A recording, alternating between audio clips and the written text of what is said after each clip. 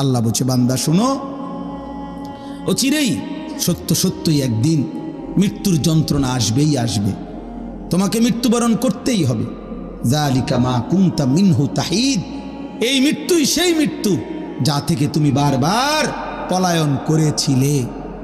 অনেকবার অসুস্থ হইছ, দৌড় দিয়া ডাক্তারের কাছে গেছ, ওষুধ আনছো, ভালো হয়ে গেছ। অনেকবার ছোটোখাটো অ্যাক্সিডেন্ট হইছ, সেলাই করছো, ব্যান্ডেজ করছো, ওষুধ খাইছো, ভালো হয়ে গেছো। মানে তুমি কোনোবারই মরতে চাও নাই, প্রতিবারই সুস্থ হয়ে গেছো।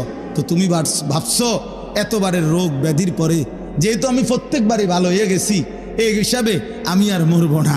আল্লাহ বলে, না বান্দা, রোগ শোক, মাথা ব্যথা, জ্বর, সর্দি, পেট ব্যথা, এগুলো না বারবার আসে, কিন্তু মৃত্যু তো বারবার আসে না। মৃত্যু কেবল একবারই আসে, সে আসলে আর ফিরে যায় না।